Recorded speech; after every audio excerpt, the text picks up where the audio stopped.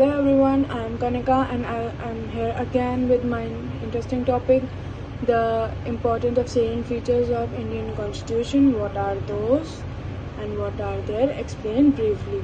So, coming here and then first, what is Constitution? It is an unique. Indian Constitution is unique. We all know. It is the largest written liberal democratic constitution all over the world. It provides for a mixture of federalism, unitarism and flexibility with rigidity. Since its inauguration was on 26 January 1950, the Constitution Indian has been successfully guiding with the progress of India. Moving forward with salient features of Indian Constitution, first is written and detailed Constitution. So, in Constitution, a wholly written document which provides encompasses the constitutional law of India. It has fully debated and duly enacted on a Constitutional Assembly of India. It took Assembly 2 years, 11 months and 18 days to enact the Constitution. Indian Constitution is very detailed Constitution. It consists of 395 articles divided into 22 parts, 12 schedules and 92 constitution amendments. We all know this because coming in a law world, these are the basic things we have been taught in Constitution or basic thing. So continuing, it is a common constitution on both the central and the state of union. It needed with a much bigger than the US Constitution also, which has only 7 articles, and the French edition which has only 18 articles. Second point, self-made and enacted constitution. How? Indian Constitution made by the people of India acting through duly elected representative body, Constituent Assembly, that was organized in December 1946. This was the date. First session was on 9th December 1946.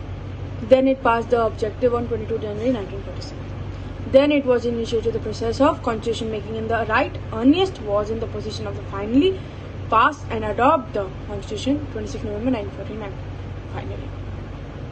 Then India is democratic and socialist state. This is a very controversial point. Beginning, the Indian Constitution fully reflected the spirit of democratic socialism, but it was only in 1976 when the preamble was amended, including the term socialism. It was regarded as a prime feature of India. It is committed to secure social and economic political justice for the entire people, dealing in all forms of exploitation by securing equitable distribution of income, resources and wealth. These are basic things. This is required a peaceful constitution democratic means. Then it is a secular state. How? It gives special status to no religion.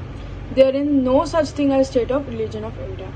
This makes it different from theoretical state like Islamic Republic of Pakistan or other Islamic countries. Then further, India's secularism guarantees equal freedom to all citizens. The Constitution died against the religious freedoms to all the citizens. Then it is democratic state, then a republic. These points go forward only. But then, how it is domestic state? It provides domestic system. The authority of government rests upon the sovereignty of people. The people enjoy the equal political rights given to all. On the basis of these rights, they freely participate in the politics and elect their representatives. Free, fair, regular elections held for the electing governments. Both their choice are. For all our activities, the government is responsible for no people. People can change the government through election. No government can remain in the power which does not earn the confidence of the people. India's world's largest working democracy. We all know that. How is it republic? Preamble declares it is republic. India is not ruled by monarch or nominated head of the state. India was elected of the President of India, who wields the power of a term of 5 years. After 5 years, the people indirectly elect their president. It constitutes the union of states because it is not a result of voluntary agreement from sovereign states, but it do not invite the right to seat from the union. India has 28 states and 7 union territories. Now, mixture of freedom and unitarism. How? It's a mixture of freedom and unitarism. While describing India's union of states, the Constitution provides a federal structure with a unitary spirit, quasi-federation or a federation on military basis. Unitarism, federation, known as I told you in my last video how the Indian is quasi-federal in nature. I hope you saw that. This explains that point. But then also I'll give a gist that it is written rigid supreme constitution, independent judiciary with the power decide central and state disputes, dual administration, central and state, operating very strong central or common citizenship, common constitution, single citizenship, emergency provisions, common election commission, common all India services. This reflect unity spirit. India's federation with some unitary features. The mixture of unitarism and federalism has been done keeping with the view both point of pluralistic nature of society and the presence of regional diversity everywhere, as well as the need of securing unity and integrity of the nation.